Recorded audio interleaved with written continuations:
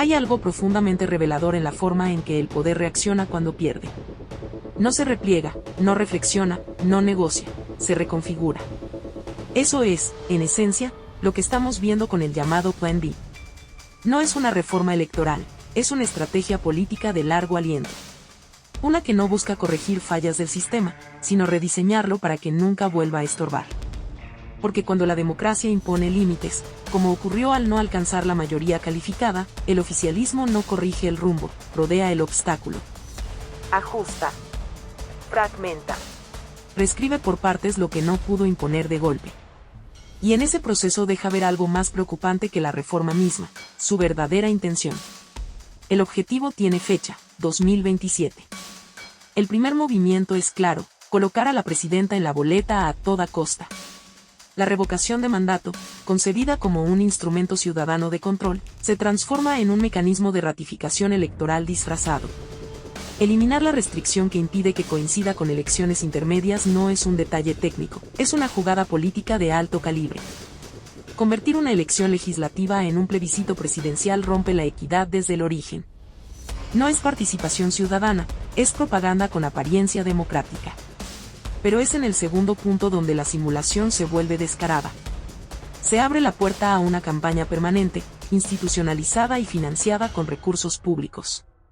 La presidenta podrá promover el voto, aparecer en medios, ocupar tiempos del Estado, hablar más y callar menos. Y aquí es donde el discurso se desmorona por completo, porque mientras se habla de austeridad y equidad, en los hechos se está construyendo una maquinaria electoral desde el poder.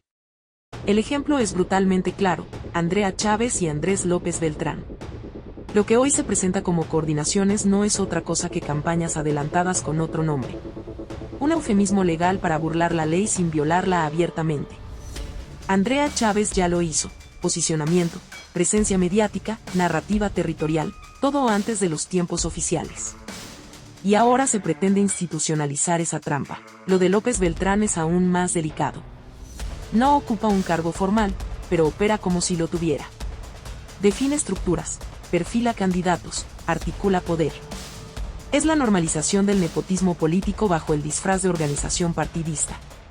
No es nuevo en México, pero sí es alarmante que ahora se pretenda legalizar esa práctica. Convertir la ilegalidad en norma no la hace legítima, la hace más peligrosa.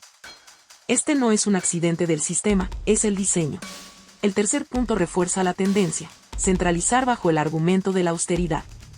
Menos regidores, menos estructuras locales, menos autonomía. Como si los municipios fueran piezas intercambiables en un tablero nacional. Se olvida, o se ignora deliberadamente, que México es diverso, complejo y desigual. Homogeneizar no es simplificar, es debilitar lo local para fortalecer el control central. El cuarto punto es aún más preocupante, debilitar al sistema electoral en nombre de la eficiencia. Menos recursos, menos personal, menos capacidad técnica. En un país donde organizar elecciones ya es un reto monumental, esto no abarata la democracia, la precariza. Y una democracia precaria es una democracia vulnerable. Finalmente, el quinto punto, menos representación, menos pluralidad, más control. Reducir el número de regidores no es solo un ajuste administrativo, es una poda política. Menos voces, menos contrapesos, menos incomodidad para el poder. Justo lo contrario de lo que una democracia necesita para mantenerse sana. Y aquí conviene hacer memoria. Esto no es nuevo. En Hungría, en Polonia, en Turquía, los líderes no destruyeron la democracia de un día para otro. La erosionaron. Reforma tras reforma.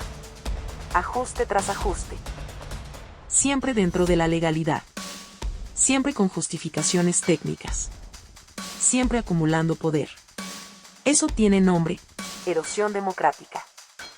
Se vende como austeridad, como combate a privilegios, como cercanía con el pueblo. Pero el discurso no coincide con el diseño. Porque los privilegios no desaparecen, cambian de manos. Porque la equidad no se fortalece, se distorsiona. Porque la democracia no se amplía, se administra. Y mientras tanto, los verdaderos problemas siguen intactos: el dinero ilícito en campañas, la infiltración del crimen organizado, la fiscalización débil, las sanciones tardías. Nada de eso está en el centro de esta reforma. Porque nada de eso le sirve al poder para perpetuarse. Al final, la pregunta no es qué cambia la ley. La pregunta es ¿para qué? Y la respuesta, cada vez más evidente, es incómoda. No se trata de mejorar la democracia, sino de asegurarse de que nunca vuelva a incomodar al poder.